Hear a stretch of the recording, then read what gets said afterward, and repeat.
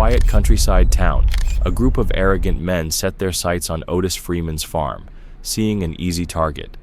They dismiss him as just an old, heavy-set black man, slow and weak. What they don't realize is that Otis is a retired Navy SEAL, a warrior forged through decades of elite training and unwavering discipline. Beneath his calm, steady exterior lies a lifetime of strength, strategy, and unbreakable resolve.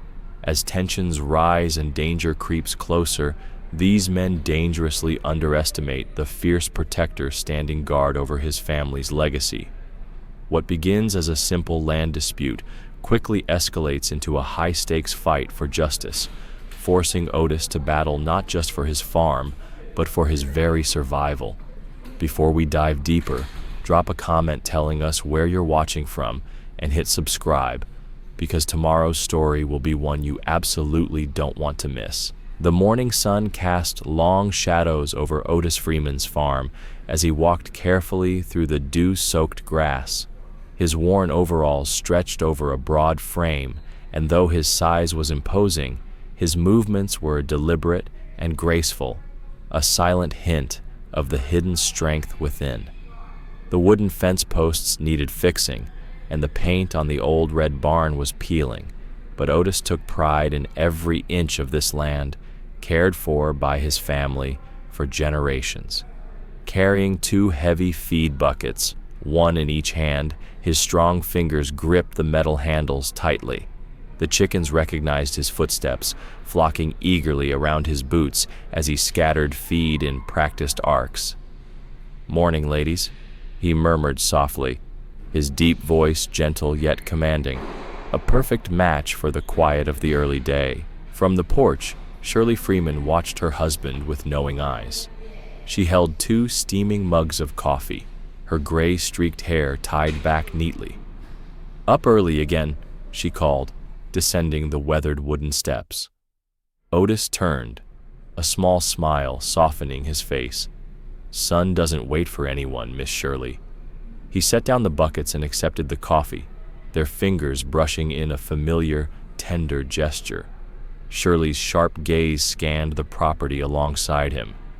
"Thompson's boy rode past again yesterday. That's the 3rd time this week." Otis nodded slowly, sipping carefully. "WDE's people sending a message.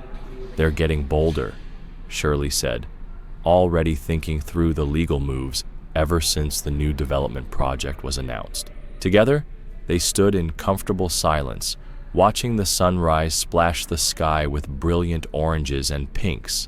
The land before them, 60 acres, had been in Otis's family for 3 generations, purchased through blood, sweat, and unyielding determination after emancipation. "Got that town meeting today?" Otis reminded her as he headed toward the barn where the horses waited. Shirley followed, steady and supportive. Inside, Otis measured oats for the horses with methodical precision, honed over decades. "They'll try something," he said calmly. "WDE's itching for a fight." Shirley leaned against a post, coffee forgotten. "Think they'll make their move at the meeting?" "Seems likely," Otis replied, his eyes hardening. "Public space, witnesses, they want to make a show."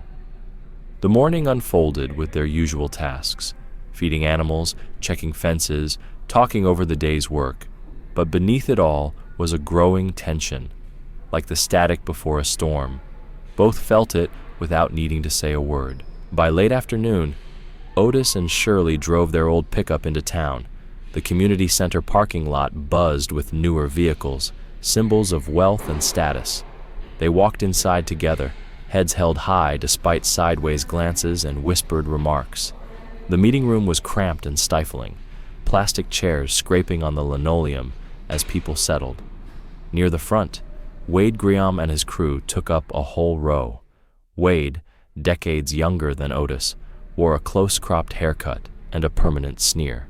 His group flaunted their prejudice openly, Confederate flag patches, provocative slogans, and a barely concealed air of menace. The meeting began with routine business, budget reports, road upkeep, upcoming events.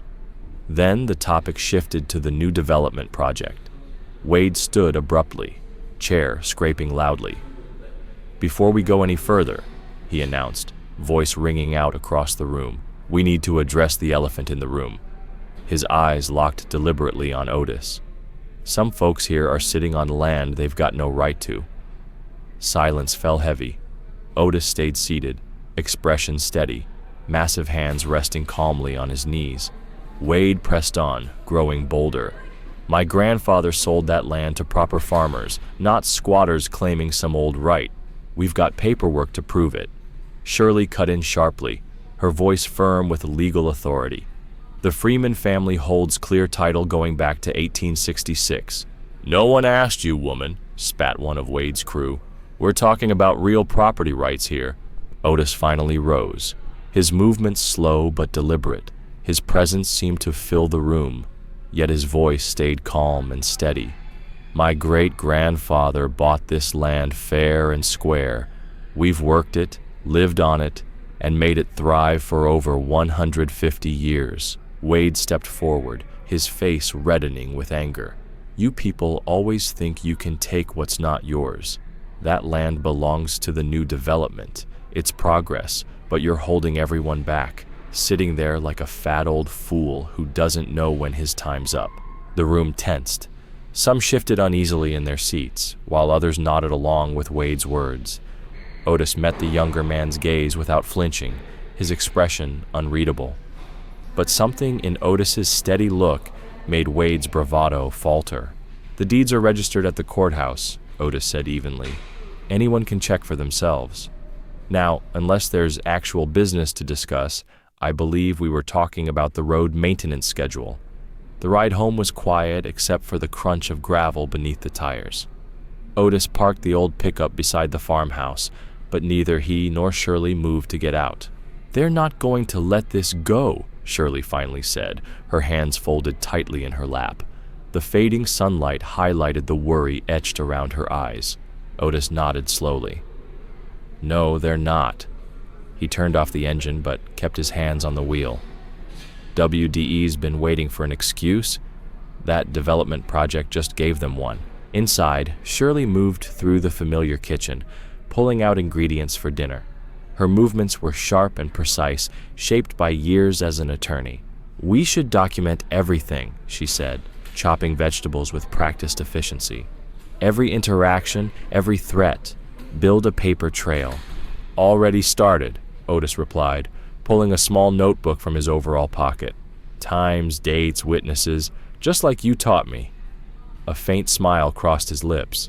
The screen door creaked, followed by 3 quick knocks. "That's the pattern," Otis said. "Come on in, Dre." DeAndre Willis stepped inside, his young face tense.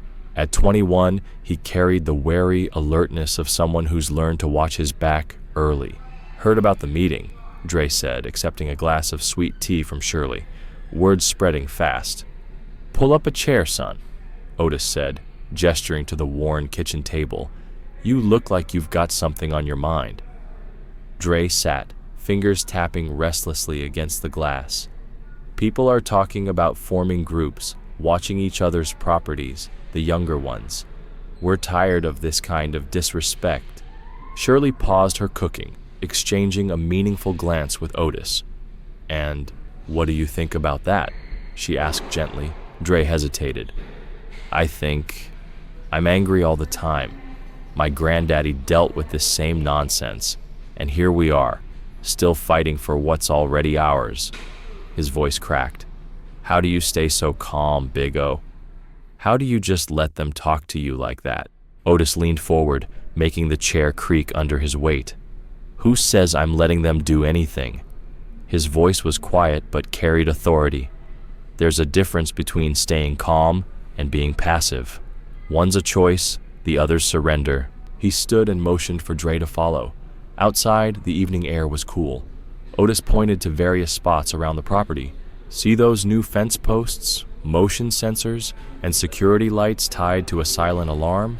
That old shed holds 4 high-def cameras with night vision." Dre's eyes widened. "You've been preparing since day one," Otis nodded.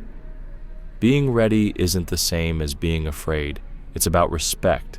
Respect for yourself, your family, your legacy. Inside, Shirley's voice rang sharp over the phone, commanding like a courtroom. Yes, I need to speak with Marcus at the county records office. Yes, I'll hold. The sun dipped lower, painting the sky in deep purples and blues. Dre watched as Otis methodically checked locks and security measures. You really think they'll try something? They already have, Otis replied, pointing to fresh tire tracks near the property line. Been driving by, testing responses, looking for weak spots. He paused, choosing his words carefully. When you've seen as much as I have, you learn to read the signs. WDE's crew, they're gearing up for something. Every threat, every drive-by. It's like a countdown. At that moment, distant engines rumbled, breaking the calm. Headlights flashed briefly on the access road, then vanished. Otis's hand settled on Dre's shoulder, guiding him inside. Time for you to head home, son. Take the back road. But I could help, Dre started. The best help you can give is being smart and staying safe, Otis interrupted firmly. Go on now. After Dre left, Otis moved quietly through the dimming house. Shirley watched from the kitchen as he pulled on a dark jacket and checked something in his pocket. Be careful, she said simply. Always am, he replied, planting a kiss on her cheek before slipping out into the night. From his hidden perch in the old oak tree stand, Otis had a clear view of his property. The Graham gang's trucks were parked just out of sight near the main road. 5 figures moved stealthily through the shadows, carrying spray paint cans and what looked like baseball bats. They began with the fence posts, smashing them one by one. The cans hissed as they sprayed crude symbols and hateful words in bright, garish colors. Wade stood in the center, whispering orders that carried over the quiet field. Send the message, he urged. Show them what happens when they don't know their place. Otis stayed perfectly still in his hiding spot, his face unreadable in the darkness. His hand rested near a small device in his pocket, recording everything. Each crash of splintering wood, each hateful word sprayed across his land, all documented, just as Shirley had taught him. Dawn revealed the full damage. The peaceful farm was marred by splintered wood and neon paint that clashed harshly with the morning dew. Otis walked the property line with methodical care, his boots sinking into the wet grass. At every damaged section, he paused to take photos with his phone. The racial slurs painted across his fence made his jaw clench, but his movements stayed calm and purposeful. From the farmhouse porch, Shirley watched, phone pressed to her ear. Marcus, I know it's early, but this can't wait, she said firmly, her voice still carrying the authority of her courtroom days. We need to file a police report and get ahead of this. Yes, I understand the backlog. No, that's not acceptable. Otis looked up as Dre's old Chevy rolled up the dirt driveway. The young man jumped out, his face darkening at the sight of the destruction. This is wrong, he said, jogging over to help. Let me grab some tools from my truck. Appreciate it, Otis nodded, pulling a level and fresh lumber from the barn. We'll start with the corner posts. They took the worst hits there. As they worked, Otis's movements revealed a precision that belied his large frame. Measuring twice, cutting once, placing each post with careful thought. Sight lines, he muttered, adjusting an angle slightly. What's that? Dre asked, wiping sweat from his brow. Nothing important, Otis replied, his eyes scanning the tree line with practiced skill. He checked a small device in his pocket, something like a phone, but different. By midday, Shirley brought them water, her face tight with frustration. Legal aid's backed up for weeks, she reported. And the police, they're looking into it, she added sharply, dripping with sarcasm. They won't do anything, Dre said bitterly, accepting the water, same as always. They'll act once we have enough evidence, Otis said quietly, showing them the photos he'd taken that morning, time-stamped with GPS coordinates. He pointed to small markers near each damaged section. Those are survey stakes, proof of exactly where our property line is. The day wore on. hot and heavy. By sunset, most of the damaged fence was replaced. Otis insisted on finishing the work himself as darkness fell, sending Dre home despite his protests. "Something doesn't feel right," Dre said before leaving. "Let me stay. Help keep watch." "The best help you can give is staying safe," Otis replied firmly. "Trust me on this." Inside, Shirley paced the kitchen. "They're escalating," she said, watching distant headlights pass along the road. "Each attack gets bolder." Otis nodded, checking his tablet. Security camera feeds showed multiple angles of the property. "Got movement on the back 40, he said calmly. 3 vehicles, lights off, coming in from the south access road. Shirley's hands clenched. "Should we call the police?" "Already did," Otis replied steadily. "Anonymous tip about suspicious vehicles. They'll take their time, but it'll be on record." He stood, moving quietly for a man his size. "Stay inside, away from windows. Call your news contact, the one with the drone." At 10:47 p.m., the first firebomb shattered the barn window. The explosion lit up the night, quickly followed by 2 more. Flames roared into the darkness as whooping voices echoed across the field. Gunshots cracked the air, amateur but deadly, finding targets among Otis's livestock. From his concealed position in the reinforced pump house, Otis watched through military-grade night vision goggles. Wade Graham's voice came clear over the directional microphone. "Burn it all. Let's see them try to keep this place now." The gang moved with drunken confidence, unaware that infrared cameras captured their every move. The small devices Otis installed that morning recorded crystal-clear audio of their threats and celebrations. Inside, Shirley stayed calm, speaking clearly into her phone. "Yes, I'm watching it live. Multiple suspects armed, committing arson and property destruction. Yes, we have video evidence. No, I'm safe." The heat from the burning barn cast an eerie orange glow across everything. More gunshots echoed through the night, followed by the anguished cries of injured animals. But Otis stayed perfectly still, his breathing calm and measured. His large hands moved skillfully over his gear, communications devices, surveillance monitors, and other high-tech tools that felt out of place on a simple farm. The gang's attack grew wilder. They smashed windows, shot out security lights, and sprayed more hateful graffiti on the farmhouse walls. Wade Graham's voice rose above the chaos. "Come out, old man. Face us like a real man if you've got the guts." But Otis remained hidden, watching and recording every move, preparing for what was next. He pressed a series of switches on his belt. Around the property, hidden systems quietly powered up, completely unnoticed by the intruders who thought they had the advantage. The smoke thickened the night air as Otis moved like a shadow through his land. Despite his size, he slipped silently between patches of darkness, using the burning barn's flickering flames to mask his presence perfectly. Through his night vision goggles, he observed Wade's men spread out, drunk on their own bravado. They'd made every rookie mistake. No lookout, no coordination, no respect for the terrain.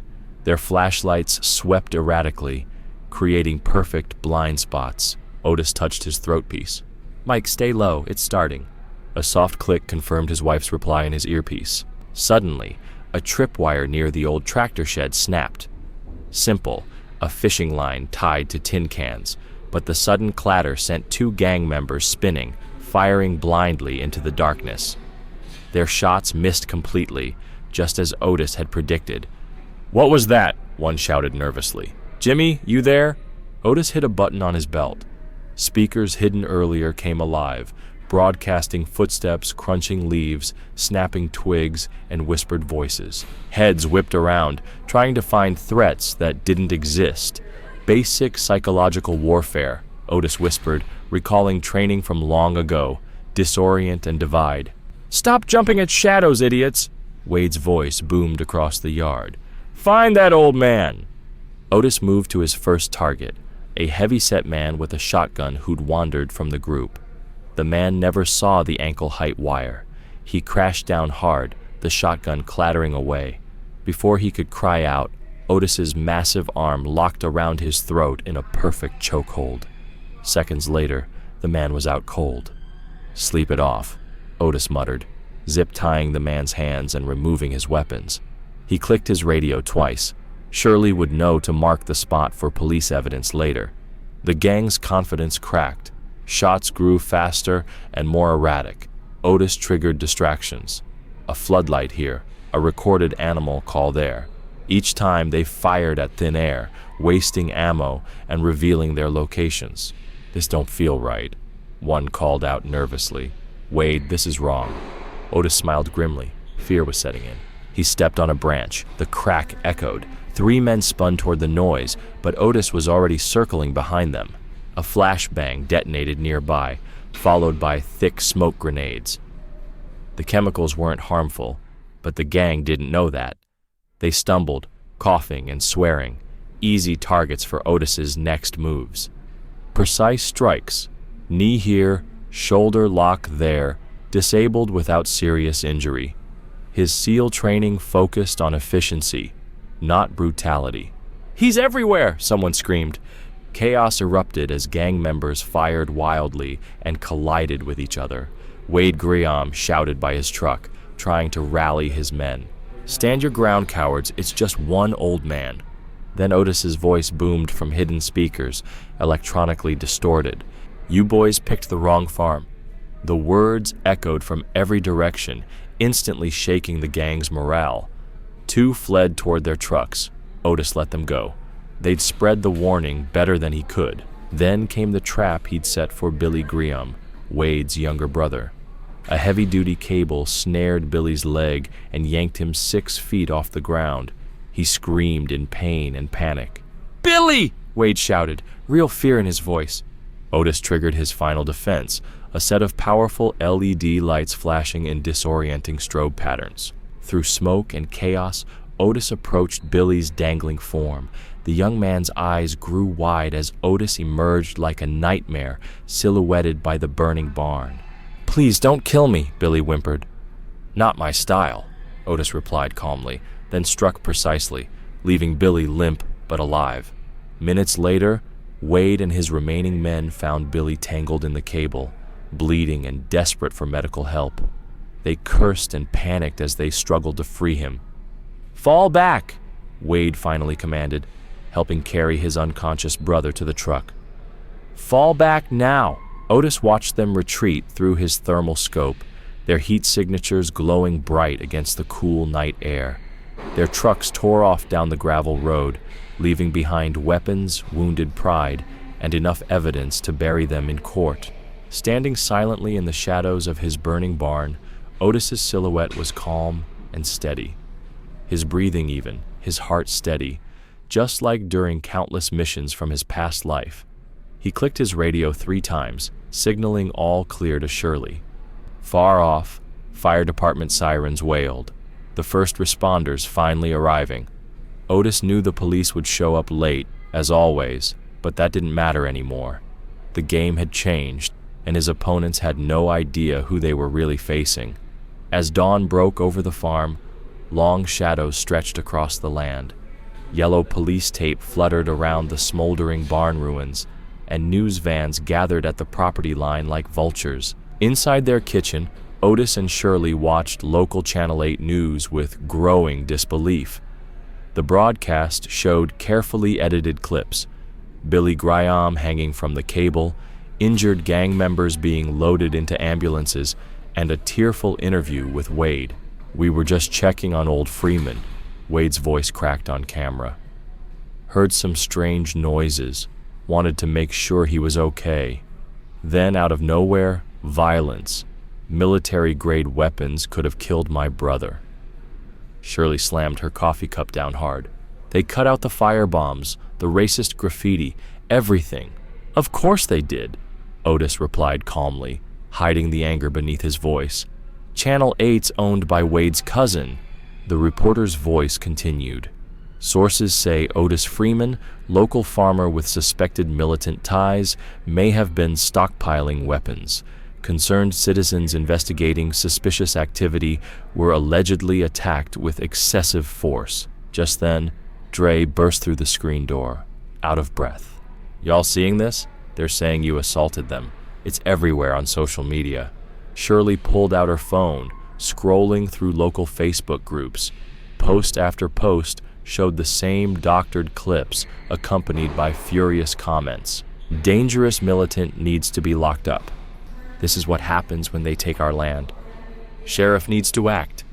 We have the real footage, Otis said, nodding toward his security monitors. Shows everything.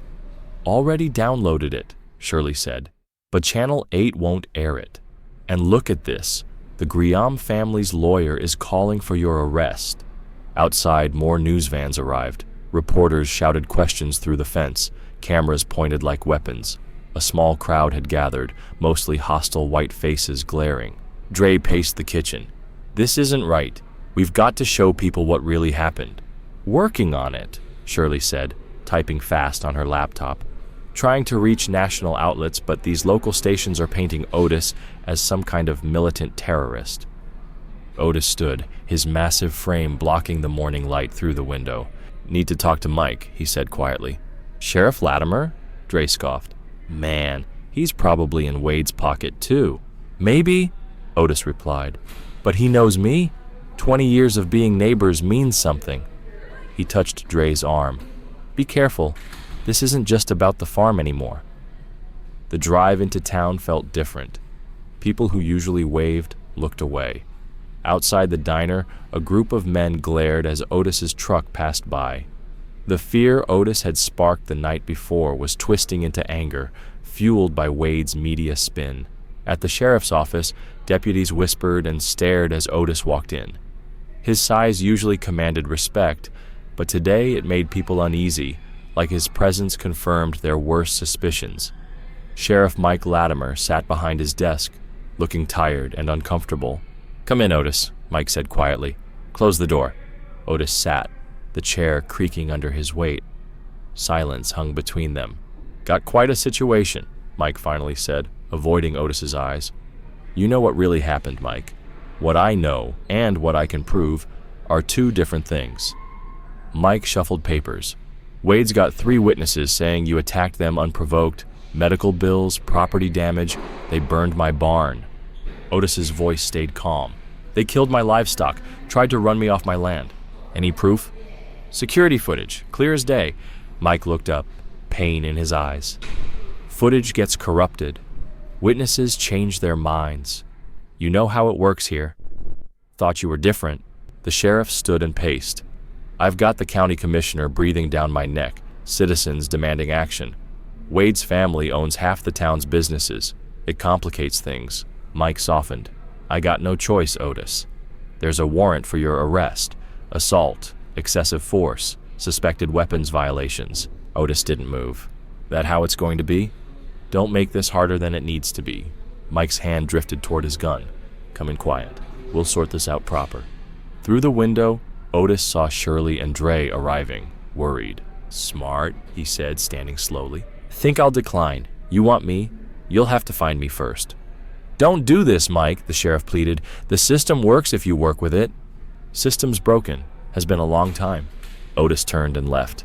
You've just been pretending not to notice. Sheriff Mike called after him. You leave now. There's no going back.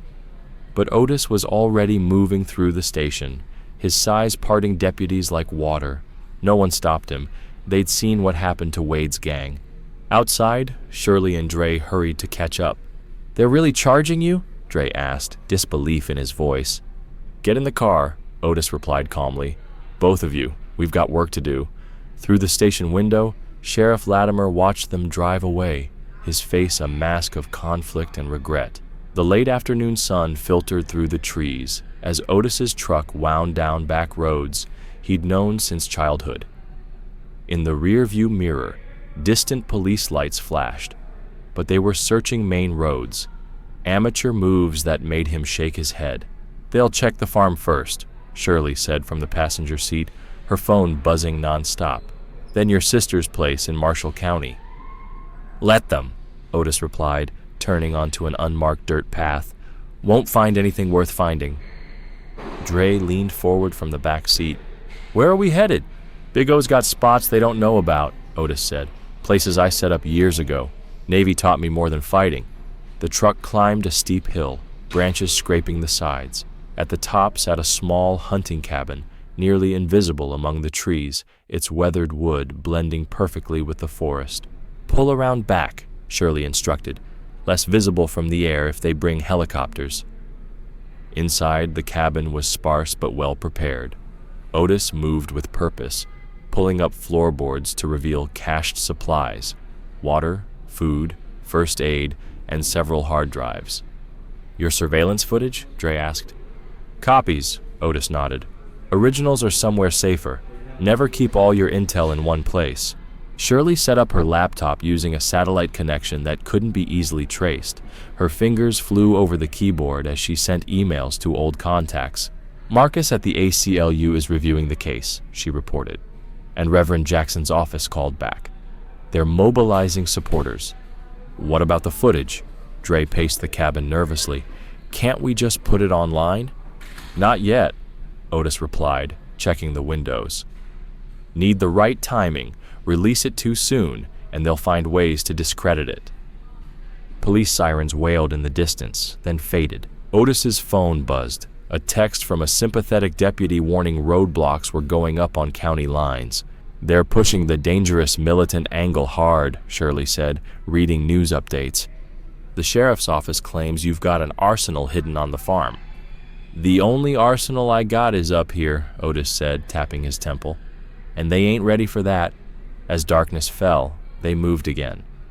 Otis led them through the woods on foot, using night vision gear from his sealed days. They crossed streams to mask their trail, avoiding obvious paths. 2 hours later, they reached another safe house, an abandoned church deep in the woods. Local kids thought it was haunted, which kept them away. Perfect cover. Inside, Otis set up a small command center. Multiple screens showed camera feeds from around his property. They watched police search the farm. Wade Griam strutted around like he owned the place. "Look at this," Shirley called them over to her laptop. She played a clip from local news. Townspeople they'd known for years calling Otis dangerous and demanding action. The fear in their eyes seems real. "They actually believe it," Dre said quietly. "All these years they believe what's easier," Otis replied heavily. "Black man defending his land must be violent, must be dangerous. Tales as old as the soil we're standing on." He pulled up the real footage on another screen. Crystal clear images of WDE's gang setting fires, shooting animals, screaming racial slurs. Their attack was methodical. They'd done this before. "Problem is," Shirley said, "people see what they want to see. Even with proof, some won't believe they've been supporting the real criminals." Dre slumped against the wall. "So what do? "We fight smart," Otis answered. "Not just with fists or guns. We've got to change minds, show the truth so clear they can't deny it." Shirley's phone lit up with messages from contacts. Legal aid was coming, slowly. Civil rights groups mobilized supporters cautiously. One wrong move could make Otis look even more dangerous. "Got word from Marcus," she said. "He's filing emergency motions, but WDE's family has half the judges in their pocket. It'll take time." Outside, an owl hooted. Otis checked perimeter cameras he'd set up earlier. No movement except wildlife. His training kept him alert but patient. "They'll search these woods tomorrow," he said. "But they don't know them like I do.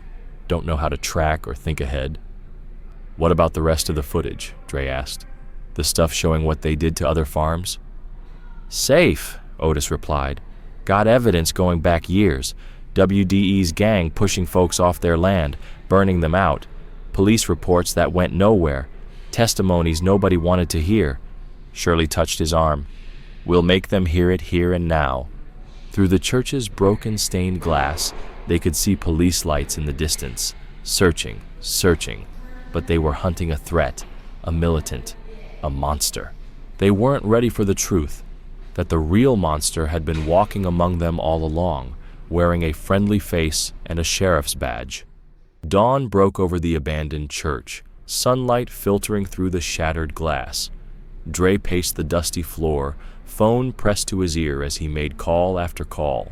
"Yeah, man, you heard right. Big O needs us, all of us. He nodded. Meet at Jackson's barbershop, 2 hours. Shirley looked up from her laptop. How many coming? 15. Confirmed. Marcus from the VFW's bringing more vets. Dre's eyes lit up.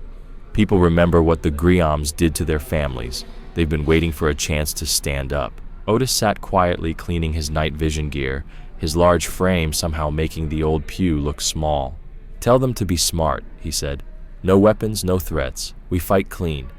They know, Dre assured him. We learned from you, Big O. Brain over bullets. By mid-morning, Jackson's barbershop buzzed with quiet energy. Young men and women filled every chair, some standing against the walls. Veterans in faded military caps sat beside teenagers in hoodies. All black, all focused on the plan. They think they can chase Big O off his land like they did our parents and grandparents. Dre's voice carried clear passion. But times have changed. We've got phones, cameras, truth on our side. Marcus, a Vietnam vet with gray-streaked dreads, stood up. Got 20 more vets ready to show support, non-violent but visible. Let them see we're not backing down. Across town, Shirley was working her own angle. The community center filled with church ladies, teachers, small business owners, people who'd known Otis for decades but now felt uncertain after the media storm. Look at these photos, Shirley said, spreading images on tables. Photos of the Griom gang's real work, burned buildings, terrorized families, police reports stamped case closed without investigation. This isn't just about one farm, she said. It's about all of us. Mrs. Johnson, a third-grade teacher, picked up a photo. They burned the Williams place last year. Police called it electrical, because that's what the Grioms told them to say. Shirley's voice was steel wrapped in silk. But we have proof now. Real proof. Back at the church hideout, Otis monitored the police band radio. Search patterns were sloppy. They didn't expect him to stay close, a rookie mistake he'd seen too many times in the field. His burner phone buzzed. A text from Deputy Rodriguez. Sheriff wants a meeting. Neutral ground. Says it's important. Otis showed Shirley the message when she returned. She frowned. Could be a trap. Could be, but Rodriguez is solid. His boy served with SEALs in Afghanistan. They arranged the meeting carefully. Rodriguez would talk to Shirley in the grocery store parking lot, in full view of security cameras. No direct contact with Otis. Evening shadows stretched long when Shirley pulled in. Rodriguez looked nervous, constantly scanning the lot.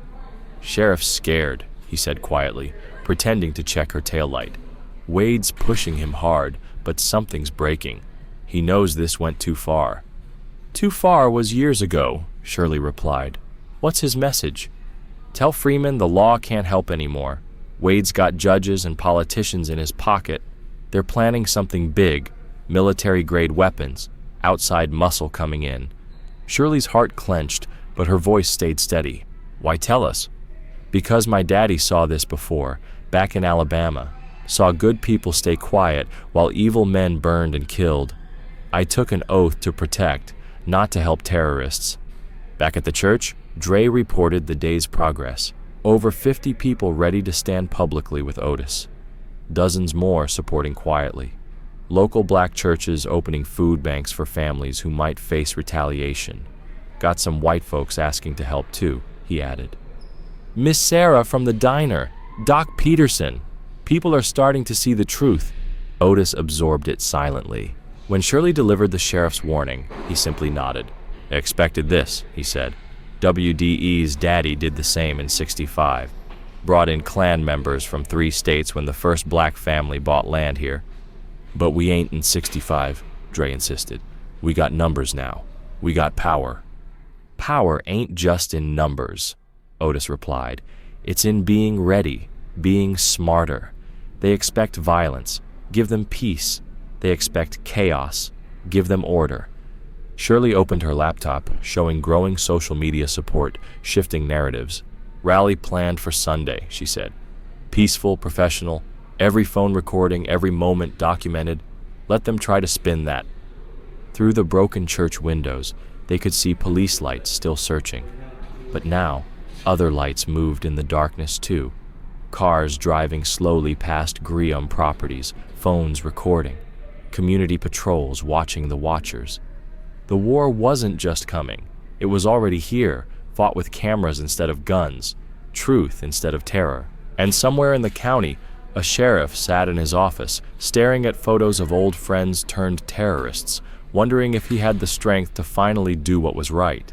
Wade Griam's hands shook as he loaded shells into his new AR-15. 5 more identical rifles lay on the table, price tags still attached.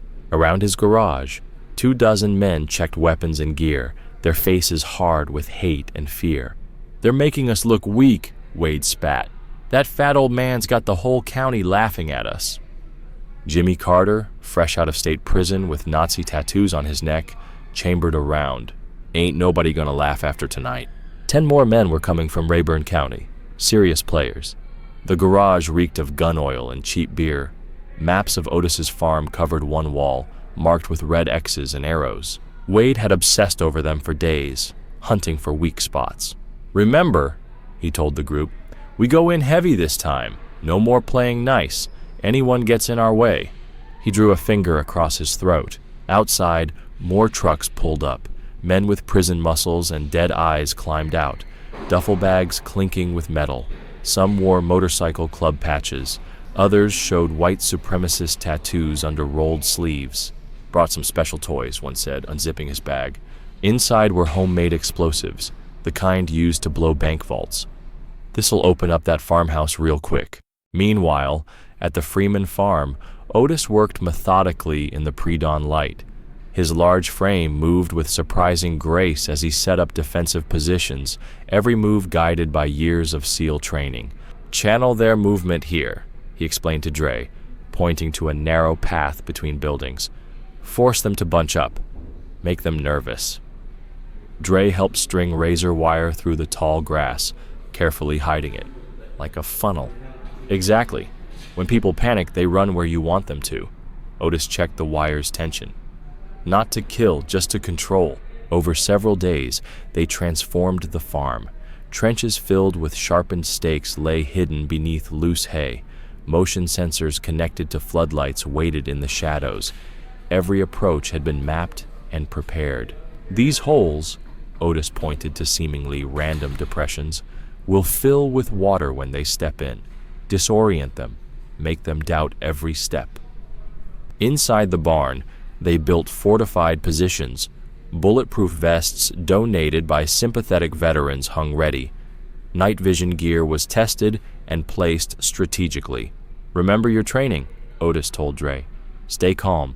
Think 3 moves ahead. They'll be angry, sloppy. Use that."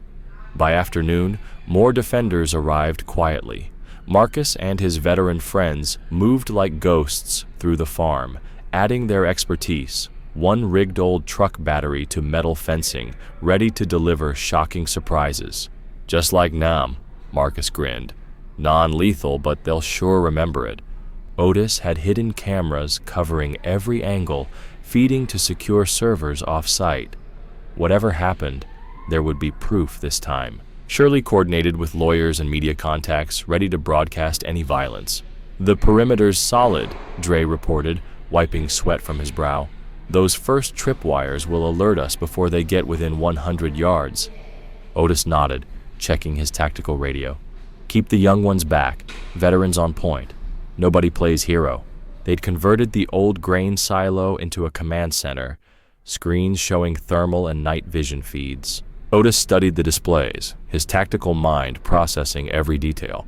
"They'll come from multiple directions," he said. "Try to split our attention, but they don't know about the drainage ditches." The ditches, now fitted with pressure plates and alarms, would force attackers into predictable paths. Every route had been considered, every countermeasure carefully planned. As sunset approached, the defenders made final preparations. Medical supplies were staged in protected areas.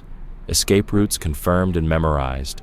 No one spoke of killing, but everyone understood the stakes.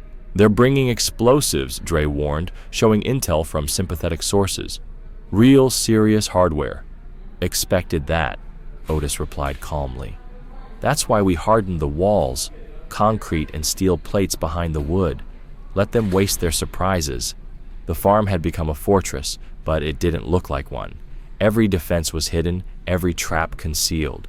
To casual observers, it still appeared peaceful, exactly as Otis wanted. Psychological warfare, he explained to the defenders. Let them think they're in control, then show them how wrong they are. Night fell slowly, bringing cool air and cricket songs. The defenders moved to their positions. Communication channels checked and double-checked. In the command center, Otis watched thermal images of wildlife moving through the fields. Remember, his voice carried quiet authority over the radio, we're protecting something bigger than just land. We're standing against generations of hatred. Make every action count. The farm waited in pregnant silence, transformed from peaceful homestead into a carefully prepared battlefield, not with tanks or artillery, but with the calculated precision of men who understood true combat. Every shadow held purpose. Every innocent-looking feature concealed tactical advantage. They were ready. The only question was, were the Grioms ready for what they would face? The sun melted into the horizon, painting the farm in deep shadows. Crickets fell silent. In the command center, Otis watched thermal signatures approaching from 3 directions. His breath remained steady, measured. Contact, Dre whispered through the radio. Multiple vehicles, engines off, rolling silently. Otis's large frame settled into position. Despite his size, decades of training made every movement precise. Hold positions, let them commit. The first flashbang exploded near the front gate, temporarily blinding the surveillance cameras. Gunfire erupted immediately after, bullets sparking off metal and splintering wood. Shouts and war cries filled the air as the gang charged forward. Now they're feeling brave, Otis muttered, switching to night vision. Through the green-tinted view, he counted at least 30 attackers moving in scattered groups. The first group hit the hidden razor wire. Screams pierced the night as sharp metal tore through jeans and boots. Those behind stumbled over their fallen friends, creating chaos in their ranks. South groups in the funnel, Marcus reported calmly, triggering Sector 2. Floodlights blazed to life, blinding attackers who had removed night vision gear after using flashbangs. More screams as men stumbled into water-filled holes, their weapons splashing uselessly. Otis moved silently despite his weight, years of SEAL training evident in every step. He circled behind 3 men trying to set up a heavy machine gun. His large hands found precise pressure points. One by one, they dropped unconscious. "Behind you!" Dre's warning came just as a baseball bat swung toward Otis's head. Otis turned slower than in his youth, but still effectively. The bat struck his shoulder, painful but not disabling. He grabbed the attacker's wrist, twisted it, and used the man's momentum to throw him face first into a tractor tire. The crack of a broken nose was swallowed by the chaos. Explosions rocked the farmhouse as the gang unleashed heavier weapons, but the reinforced walls absorbed the blasts, shielding the defenders inside. "They're getting frustrated," Otis observed, breathing heavily from exertion. Sweat soaked his shirt despite the cool night air. "Watch for mistakes." A group of attackers rushed the barn, thinking they'd found a weak spot. They triggered the electrified fence section. Bodies convulsed and fell, weapons clattering away. Those behind panicked, firing wildly into the darkness. Otis felt the strain in his joints climbing to a higher position. Age and weight made every move harder than before, but his mind remained sharp, calculating angles and timing with military precision. Through his scope, he spotted Wade Graham directing men toward the grain silo. The gang leader's face twisted with rage and fear, realizing the attack was unraveling. "They're pushing east," Otis warned his defenders. "Prepare for it." A bullet grazed his arm, hot pain slicing through muscle. Otis rolled instantly, returning fire with controlled bursts. 2 attackers dropped, clutching non-lethal wounds to legs and shoulders. "Big O, you hit?" Dre's voice crackled with concern. "Flesh wound," Otis grunted, pressing a hand to the bleeding. "Stay focused." The gang's assault collapsed into confusion. Their coordinated plan fell apart against unseen defenses. Men fired at shadows, jumped at noises, and stumbled into trap after trap. Otis moved again, his injured arm throbbing but still steady.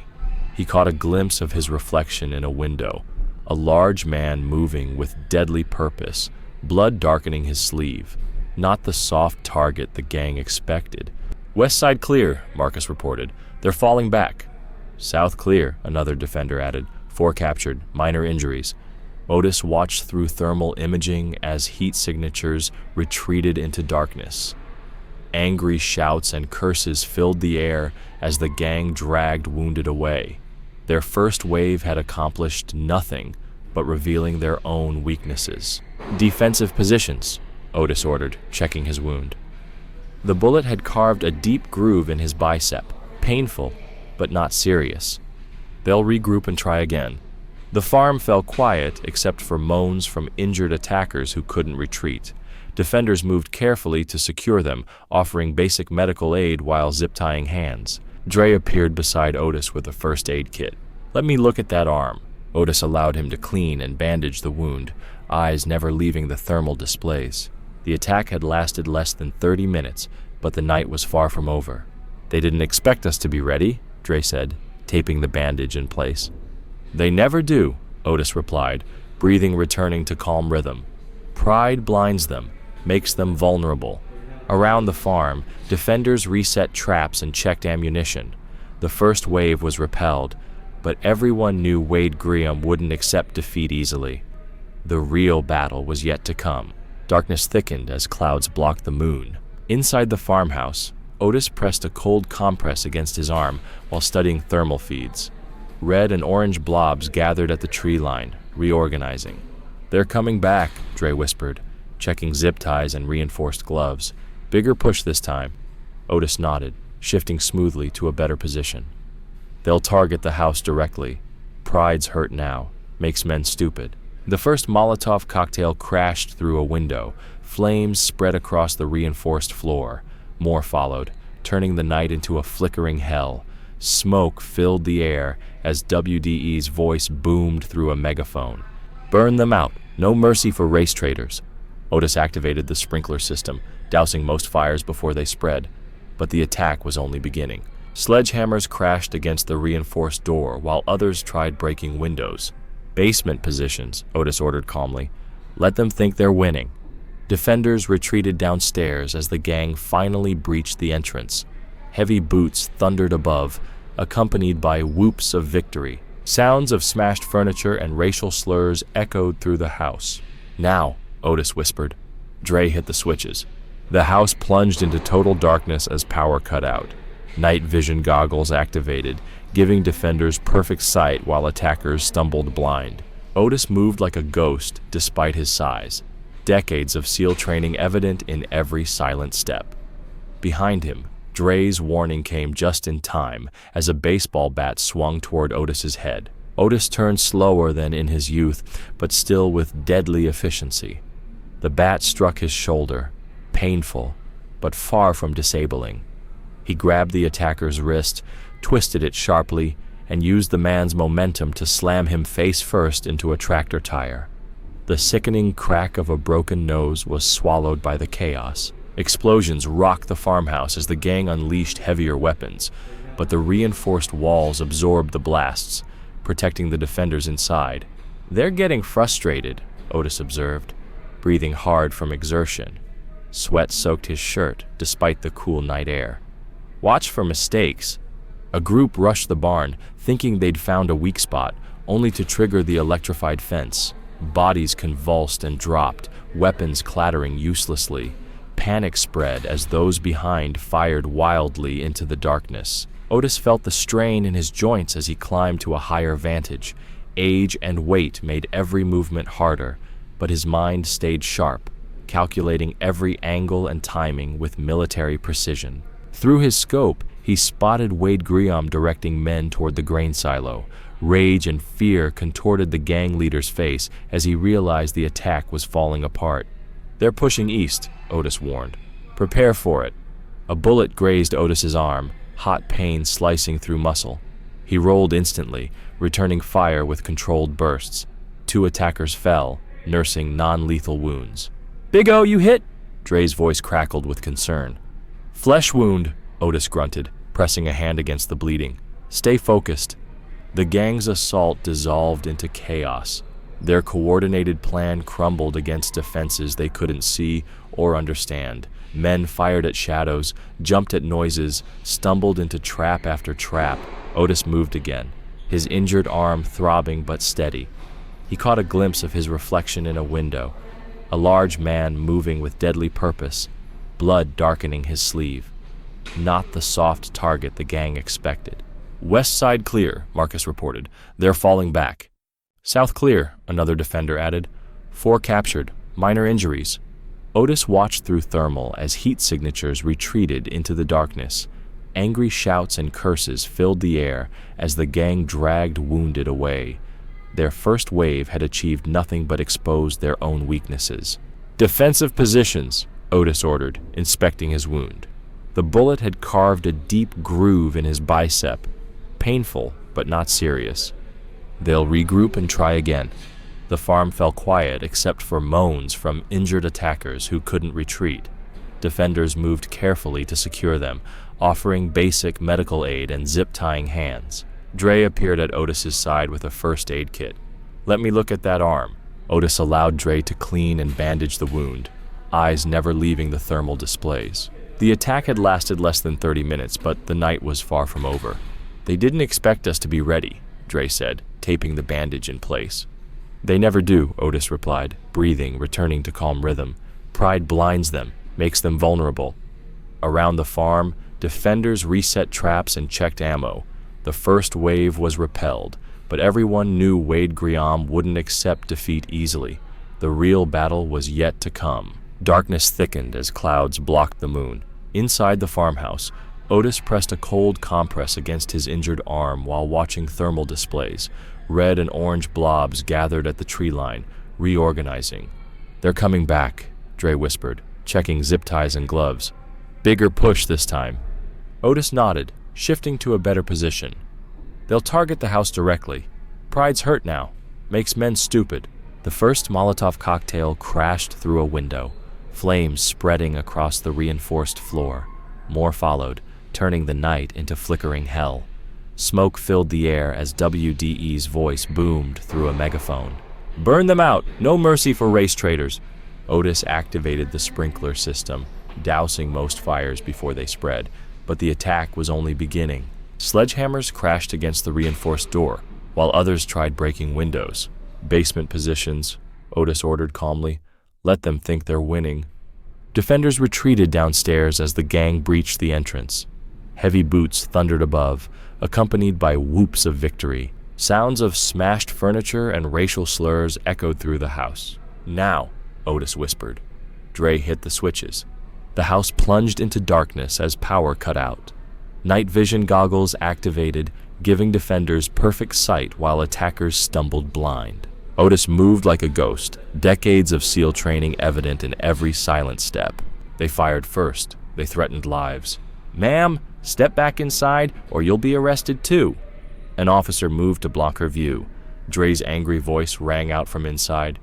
"They're arresting him for defending his own home, while those racist scum—" "Quiet," Otis commanded, his deep voice holding authority even as he knelt. "Surely call Marcus at the VA, Dre. Stay calm and record everything."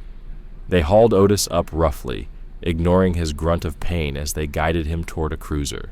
Neighbors gathered at the property line, phones raised, faces shocked and angry. Some called his name, others shouted accusations at the police. Through the cruiser's window, Otis watched his farm shrink in the distance. The morning sun caught scorch marks on the barn, bullet holes in the walls, and the hateful slurs sprayed across the property, too fresh to clean. His life's work, scarred by hatred, but still standing. Jail intake was deliberately slow. His injuries throbbed, but Shirley's calls about medical help were ignored. Finally, a nurse glanced at his arm and declared him fine. "Cell block C," a guard announced, leading him down a dim corridor. "Protective custody, since you're so worried about racial violence." The cell was bare concrete and steel, just wide enough for his frame. A thin mattress, a steel toilet, a small sink. The door clanged shut with echoing finality. Otis sat carefully on the bed, every bruise and strain from the night's fight aching. Down the hall, sobbing echoed. Others shouted random threats. He closed his eyes, controlling his breathing as SEAL training had taught him. Hours crept by. Through the small window, he watched the sun climb higher. No word from Shirley, no lawyer, just the endless noise of gates, footsteps, and radios crackling. Finally, a guard appeared. "Phone call." Otis rose stiffly, following to the phone bank. Shirley's voice was tight with controlled fear when she answered. "They came to the house," she said, without preamble. Two men claiming to be building inspectors said they'd received complaints about code violations. "Were they?" Otis asked, voice steady. "Number I saw their truck at WDE's garage yesterday. They took pictures and threatened to condemn the property. Said things would go easier if I convinced you to be reasonable about the land." Anger heated Otis's chest, but his voice stayed calm. "Are you safe?" "Dre's here. Some veterans from your PTSD group too." "But Otis," she hesitated. "The footage from our security cameras is gone. Someone hacked the cloud storage. The physical drives are missing." Otis pressed his forehead to the cold concrete wall. "All their evidence erased, just like that." "The lawyers are still coming?" he asked. "Yes," Shirley's voice cracked slightly, "but they're pushing for federal charges now, claiming you used military tactics against civilians, painting you as a trained killer who overreacted to local youth causing mischief." Otis absorbed the weight of systematic injustice pressing down like the cell's low ceiling. Everything they'd built, fought for, balanced on a knife's edge. "Stay strong," he whispered. "Truth will out." "I love you," Shirley whispered back. The line went dead. Back in his cell, Otis lay on the thin mattress staring at gray walls. His body ached, but his mind was clear. They'd planned for this, prepared for the system's pushback. Now it was time to trust the foundations they'd laid. Outside, a siren wailed in the distance. Inside, Otis began his familiar meditation, gathering strength for whatever came next. 5 days into Otis's imprisonment, Dre hunched over Shirley's kitchen table, surrounded by laptops and hard drives. His eyes were red from lack of sleep, but determination kept him alert. "Found another backup," he announced, fingers flying across the keyboard. They didn't know about the micro SD cards in the barn cameras. Shirley leaned over his shoulder, reading glasses perched on her nose. "How much footage?" "Everything, the firebombs, shootings, WDE's crew torturing those horses." Dre's voice caught with anger. "It's all here in HD. Send it to everyone on the list," Shirley directed, checking her phone. "Every news outlet, civil rights group, veterans organization, encrypt copies for our lawyers." Dre nodded, starting uploads, already trending on Twitter. Free Otis Freeman and Justice for Freeman's Farm are picking up steam. Outside, cars lined the street as supporters gathered with signs. The constant honking of encouragement mixed with occasional shouts of hate from passing trucks. Local police watched from patrol cars, but kept their distance. In his cell, Otis did push-ups despite injuries, keeping body and mind strong. A Latino corrections officer named Rodriguez watched through the bars. "My son was a SEAL too," Rodriguez said quietly. "Force recon, died in Kandahar." Otis stood slowly, respecting their shared loss. "I'm sorry, brother," he said. "Saw the footage this morning, what those men did to your farm." Rodriguez's jaw tightened. "Ain't right. What's happening to you?" Before Otis could answer, shouts erupted from the prison yard. Inmates pressed against windows, pointing at the TV in the guard station. Breaking news banners flashed across the screen. The footage played in brutal clarity. Wade Griam's gang throwing Molotov cocktails, shooting livestock, screaming racial slurs as they attacked the farmhouse. Then Otis's careful defense, using minimal force to protect his home. "Holy cow," someone whispered. "Big man's innocent." Rodriguez watched the coverage, his expression hardening. Whole country seeing this now. Outside the jail, the protest crowd swelled. Veterans in uniform stood shoulder to shoulder with young activists. Signs demanded justice and freedom for Otis. News vans clogged the streets. In her office, Shirley fielded endless calls from media and civil rights lawyers. Yes, we have more footage. No, Mr. Freeman never fired a shot. Yes, we're filing federal civil rights charges against the county. Dre coordinated with protest organizers, his voice strong and clear. Keep it peaceful but loud. Let them know we're not backing down. The story exploded across social media. Celebrities shared the footage. Politicians demanded investigations. Military veterans groups issued statements supporting Otis. Inside the jail, the mood shifted. Guards whispered in corners. Inmates nodded respectfully at Otis during yard time. Even the hostile ones kept their distance, watching him with new understanding. Rodriguez brought him a fresh uniform and extra food. Administration's getting nervous, phones ringing off the hook. Otis accepted the items with quiet dignity. Thank you, brother. In the sheriff's office, Latimer watched the protests grow through his window. His phone buzzed constantly with calls from the FBI and Justice Department. On his desk, resignation papers waited for his signature. Back at the farm, Shirley addressed a crowd of supporters, her voice carrying over the microphone. This isn't just about Otis. It's about every American's right to defend their home, regardless of race. The crowd roared approval. Dre stood beside her, fist raised. Cameras flashed. More cars arrived every minute. National news crews set up live shots. Anchors described the scene. A remarkable showing of community support here in rural Georgia as citizens demand justice for decorated Navy SEAL veteran Otis Freeman. In his cell, Otis sat cross-legged on his bed, eyes closed in meditation. Prison sounds were now punctuated by chants from outside. Free Otis! Free Otis! Rodriguez appeared again, jingling his keys. Got some visitors, Freeman. Important ones. Otis opened his eyes, face calm. Through his window, he could see the growing crowd, the signs, the flags, his community standing together, refusing to let injustice win. The chants grew louder, echoing through the jail's concrete corridors. No justice, no peace. Free Otis, free man. Hope spread like sunrise through the darkness of his cell. Dawn broke over the county with the whump-whump of helicopter rotors.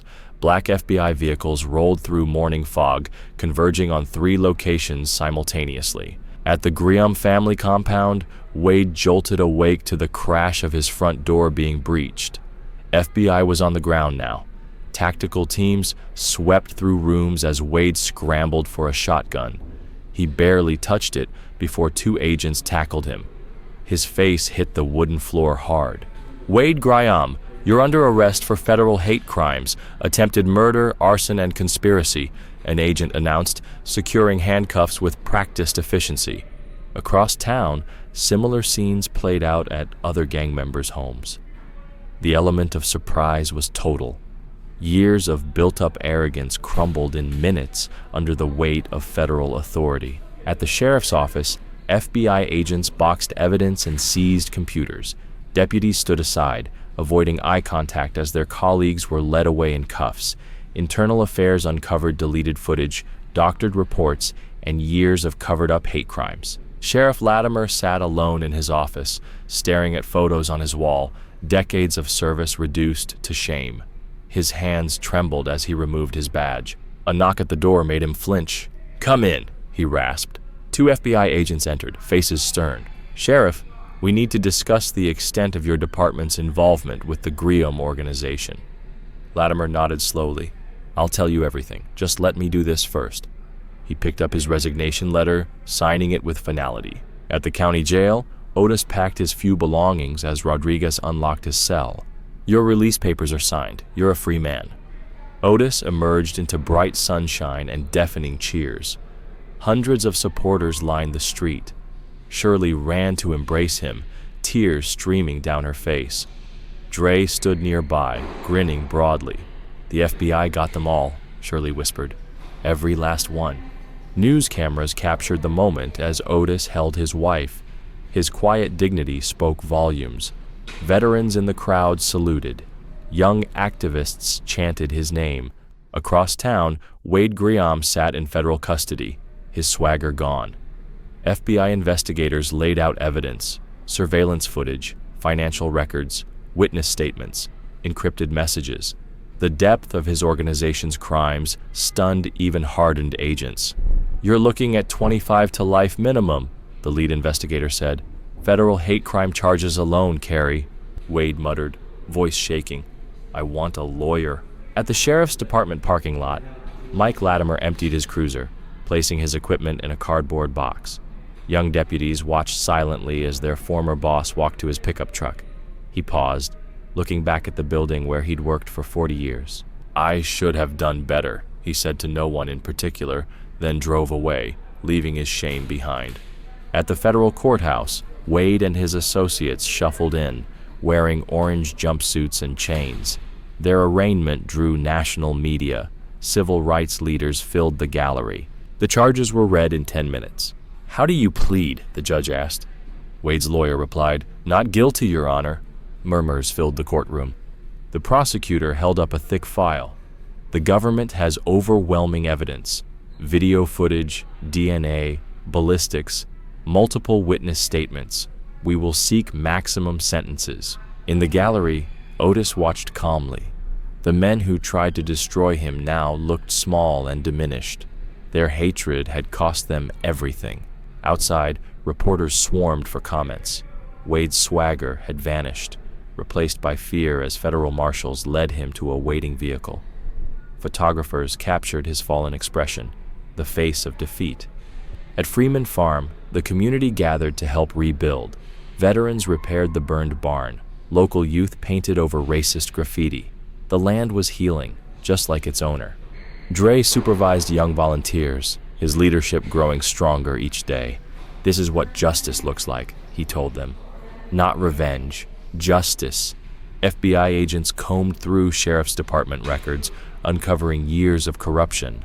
Deputies came forward with testimonies of covered-up crimes, falsified reports, and systemic racism. In Washington, civil rights organizations cited the Freeman case as proof of ongoing rural terrorism against black landowners. Congressional hearings were scheduled. New legislation drafted. The local news station that smeared Otis issued a formal retraction and apology. Their biased coverage became a case study in media ethics classes.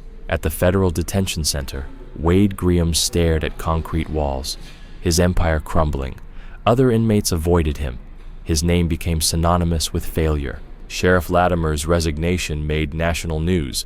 Editorials debated law enforcement's role in systemic racism. Police reform activists cited the case in their campaigns. Federal prosecutors built an airtight case, methodically documenting every crime, cover-up, and act of hatred. The evidence filled dozens of boxes. Justice ground forward, slow but unstoppable. Otis Freeman walked through his front gate, each step deliberate and measured. The morning sun cast long shadows across his property where hundreds of supporters had gathered. Hand-painted signs bobbed above the crowd. "Justice for Freeman Farm.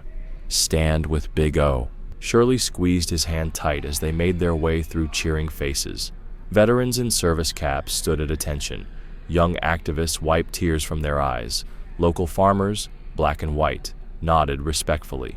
"Welcome home, brother," called James Washington, president of the Black Farmers Association. He stepped forward to embrace Otis. "Your stand meant something. It changed things." Dre pushed through the crowd, leading young men carrying lumber and tools. "We're ready when you are, Big O," he said, gesturing toward the charred barn. Otis surveyed the damage with steady eyes. Blackened beams reached toward the sky like broken fingers. Bullet holes pocked the walls, but the foundation stood firm, just like him. "Let's get to work," Otis said simply. The crowd organized naturally. Veterans formed work crews. Church ladies set up food tables. Children cleared debris. The sound of hammers and saws filled the air, where gunfire had echoed weeks before. Reverend Marshall led a prayer circle near the old oak tree. "This land was bought with the sweat and blood of freed slaves," he intoned. "Today, we reclaim it, not just for Brother Freeman, but for all who believe in justice." Shirley worked the crowd, introducing Otis to civil rights lawyers flown in from across the country. "We're announcing something big," she told him with a smile. "Something to protect farmers like you." By midday, The barn's new frame had taken shape. Otis worked alongside everyone, his large hands steady on each beam. Young men watched in awe as he demonstrated proper technique. His quiet strength now inspired rather than intimidated. "My granddaddy built the original barn," Otis told them during a water break. "Right after buying this land, in 1889, they tried to run him off too. But Freeman men don't run." News crews captured the rebuilding. Reporters interviewed community members about sweeping changes. The FBI investigation had exposed decades of corruption. Reform was coming to local law enforcement. White supremacist groups scattered like roaches in sunlight.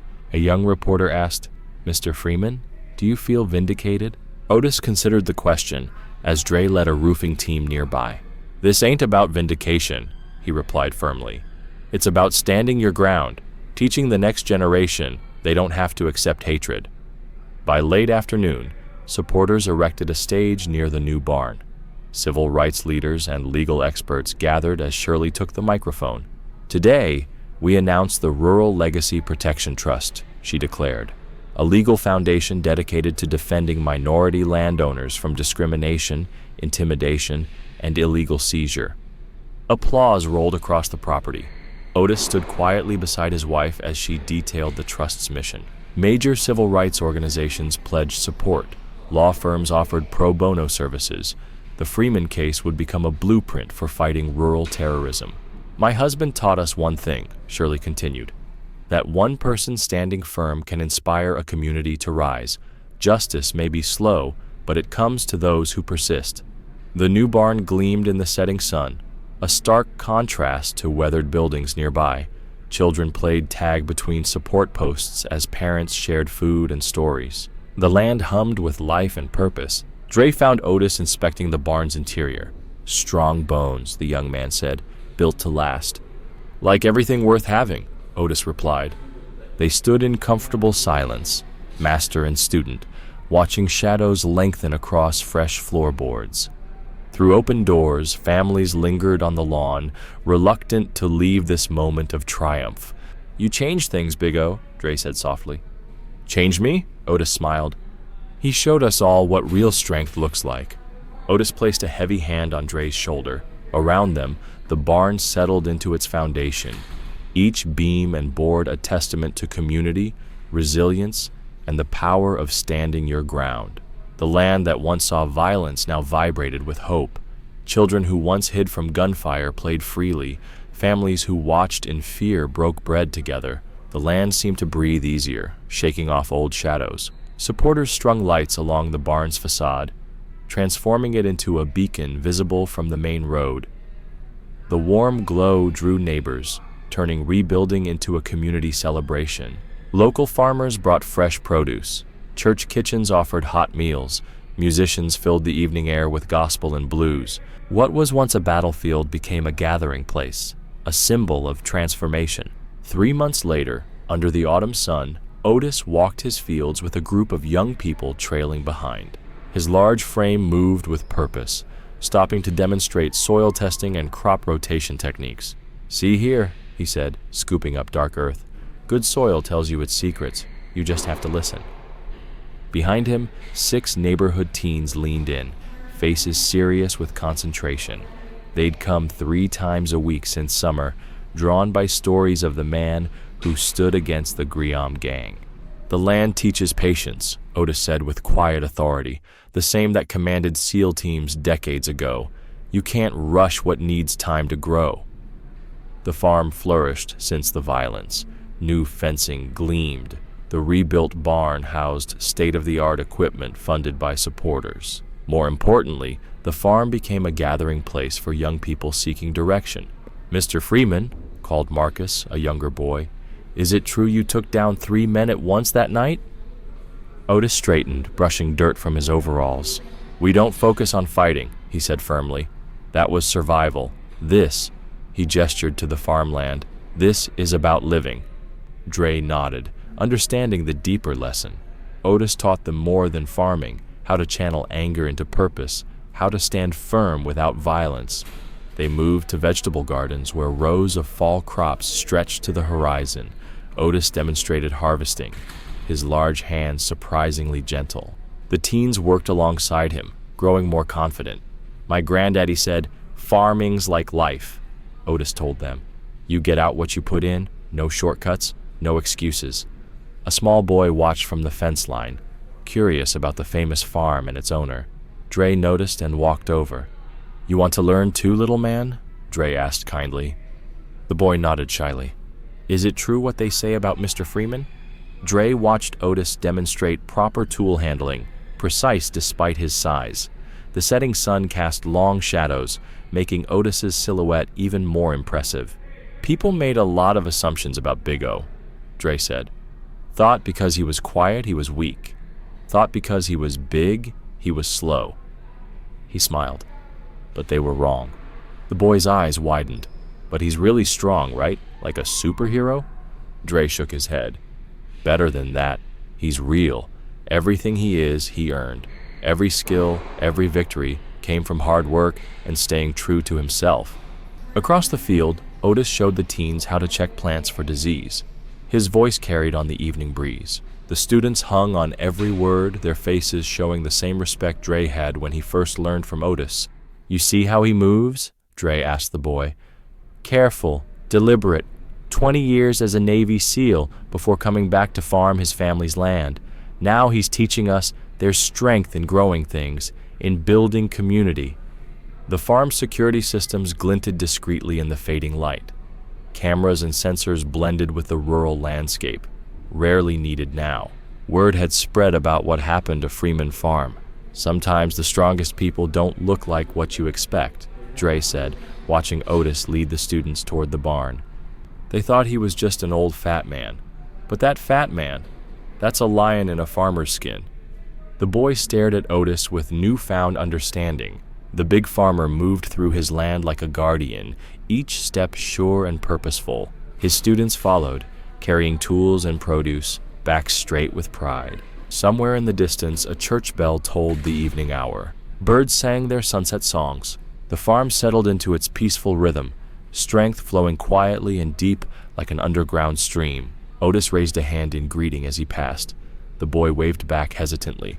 His eyes followed the broad back, seeing now what Dre learned months ago. True power often wears humble clothes, and justice can grow as surely as crops in fertile soil.